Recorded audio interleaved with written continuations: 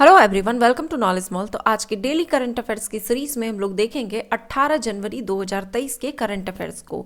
Video में end तक बने रहें। वीडियो के एंड में 17 जनवरी 2023 के करंट अफेयर्स का रिवीजन करेंगे, जो कि आपको आने वाले सभी कॉम्पिटिटिव एग्जाम के लिए काफ़ी हेल्पफुल है। तो चलिए देखते हैं आज का current affairs. Championing the billion dollar dream विषय पर उद्योग केंद्रित वेबिनारों की 7 दिवसीय श्रृंखला किसके द्वारा प्रारंभ किया गया? आंसर है ऑप्शन ए, स्टार्टअप इंडिया के द्वारा। स्टार्टअप इंडिया ने चैंपियनिंग द बिलियन डॉलर ड्रीम विषय पर उद्योग केंद्रित वेबिनारों की 7 दिवसीय श्रृंखला में अंतिम वेबिनार का आयोजन किया। इस वेबिनार में स्टार्टअप फंडिंग परिदृश्य में व्यापक जेंडर विभाजन पर ध्यान देने के लिए स्टार्टअप इकोसिस्टम के भीतर जेंडर समानता को बढ़ावा देने पर ध्यान केंद्रित किया गया।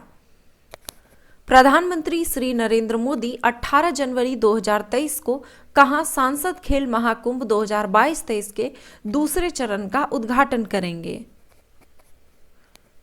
आंसर है ऑप्शन सी, बस्ती में।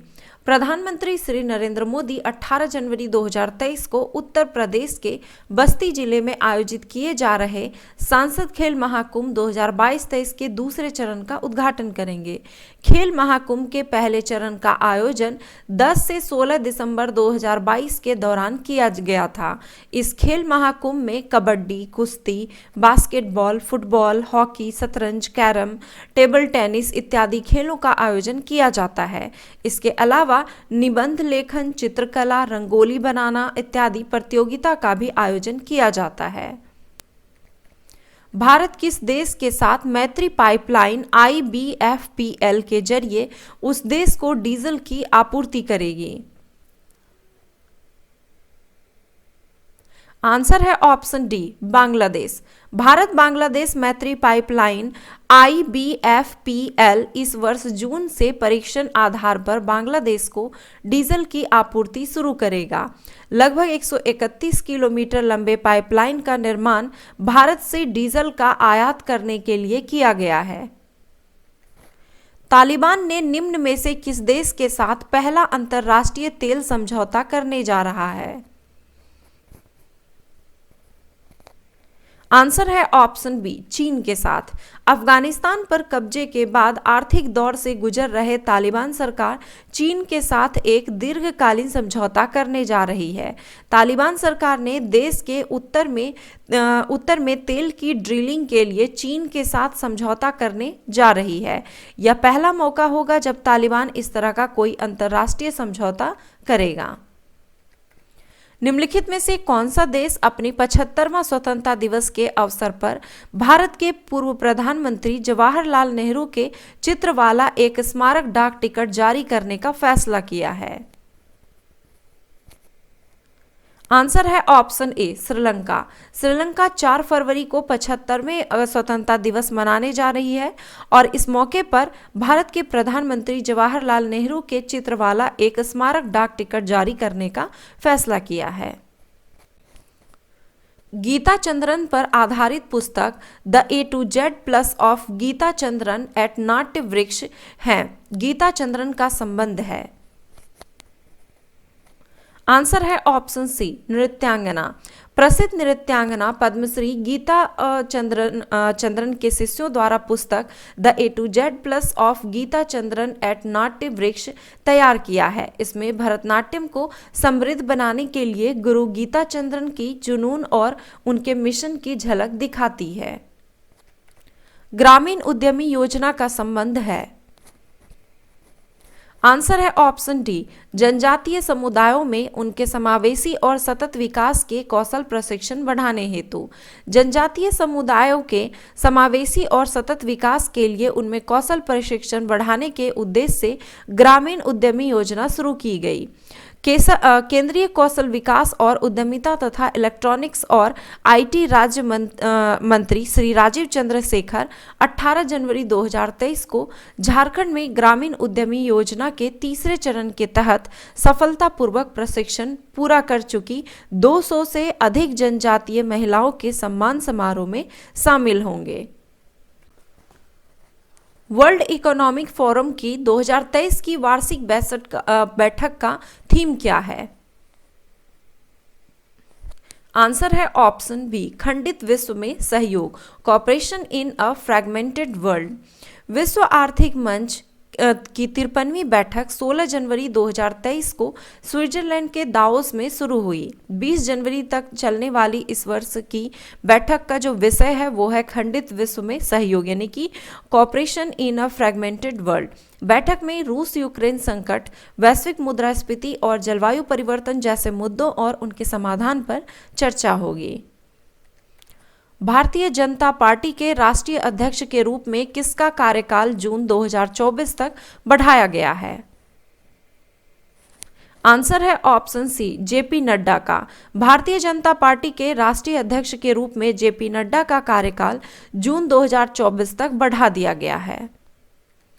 देश में खनिज उत्पादन में 2021 नवंबर महीने की तुलना में नवंबर 2022 में कितने प्रतिशत की बढ़ोतरी हुई? आंसर है ऑप्शन ए, 9.7% की। संयुक्त राष्ट्र सुरक्षा परिषद ने अब्दुल रहमान मक्की को वैश्विक आतंकवादी घोषित किया है। इसका संबंध किस देश से है? आंसर है ऑप्शन डी, पाकिस्तान से। संयुक्त राष्ट्र सुरक्षा परिषद ने पाकिस्तानी आतंकी अब्दुल रहमान मक्की को वैश्विक आतंकवादी घोषित किया है। मक्की लश्कर-ए-तैयबा प्रमुख और 26/11 के मास्टरमाइंड हाफिज सईद का बहनोई है। इस सूची में शामिल लोगों की संपत्ति जब्त करने, उन पर यात्रा और हथियार संबंधी प्रतिबंध लगाने का प्रावधान है। 26/11/2008 को लश्कर-ए-तैयबा के आतंकवादियों ने मुंबई के होटल ताज पर आक्रमण किया था। ऑस्ट्रेलियन ओपन टेनिस टूर्नामेंट 2023 में किस देश के राष्ट्रीय ध्वज पर प्रतिबंध लगा दिया गया है? आंसर है ऑप्शन डी, ए और बी दोनों, यानी कि रूस और बेलारूस दोनों के ध्वज पर। ऑस्ट्रेलियन ओपन टेनिस टूर्नामेंट 2023 में रूस और बेलारूस के राष्ट्रीय ध्वज पर प्रतिबंध लगा दिया गया है। इससे पहले दर्शकों को स्टेडियम के अंदर झंडे ले जाने की इजाज़त थी, बशर्ते वो खेल में इससे खलल न डालें। हालांकि यूक्रेन और रूस की खिलाड़ियों के बीच हुए मुकाबले के दौरान रूसी झंडा फहराए जाने के बाद आयोजकों ने रूस और बेलारूस के राष्ट्रीय ध्वज पर प्रतिबंध लगा दिया है। तो ये थे आज के करंट अफेयर्स, और ये अब हम लोग 17 जनवरी 2023 के करंट अफेयर्स का रिवीजन करेंगे। तो विश्व आर्थिक मंच की 53वीं बैठक का आयोजन कहाँ किया गया? तो आंसर हो जाएगा इसका दावोस, स्विट्जरलैंड में। Miss Universe 2022 R'Bonney Gabriel का संबंध किस देश से है? तो संयुक्त राज्य अमेरिका से। बांग्लादेश और भारत के तटरक्षक बलों के बीच चल रहे सहयोग के तहत भारतीय तटरक्षक बल के कौन से पोत 6 दिवसीय यात्रा पर बांग्लादेश पहुंचे? तो ICGS शौर्य एवं ICGS राजवीर। 8वें क्रिटिक्स चॉइस अवार्ड में सर्वश्रेष्ठ best foreign language film award से किस भारतीय फिल्म को सम्मानित किया गया? तो RRR। गोल्डन ग्लोब अवार्ड 2023 में best motion picture drama award किस फिल्म ने जीता? तो द फेबलमैन्स ने। भारत और फ्रांस के बीच द्विपक्षीय नौसैन्य अभ्यास का 21वां संस्करण अभ्यास 16 जनवरी 2023 को पश्चिमी समुद्र तट पर किस नाम से प्रारंभ हुआ? तो वरुण के नाम से। G20 स्वास्थ्य कार्य समूह की पहली बैठक 18 से 20 जनवरी 2023 को कहां आयोजित की जाएगी? तिरुवनंतपुरम, केरल में। G20 ट्रोइका में कौन सा देश शामिल है? तो भारत, इंडोनेशिया और ब्राजील। G20 की अध्यक्षता के तहत थिंक 20 की बैठक का आयोजन कहां किया जा रहा है? ये किया जा रहा है भोपाल में। हाल ही में केरल का कौन सा जिला देश का पहला संविधान साक्षर जिला घोषित किया गया है? तो कोल्लम को। राष्ट्रीय स्टार्टअप दिवस किस तिथि को मनाया जाता है? 16 जनवरी को। जल्लीकट्टू खेल का आयोजन किस राज्य में किया जाता है? तो ये किया जाता है तमिलनाडु में। तो ये थे आज के करंट अफेयर्स। आई होप कि आपको वीडियो पसंद आया होगा। वीडियो पसंद आया तो एक लाइक जरूर करें, कमेंट करें और अपने दोस्तों के साथ शेयर जरूर करें। धन्यवाद।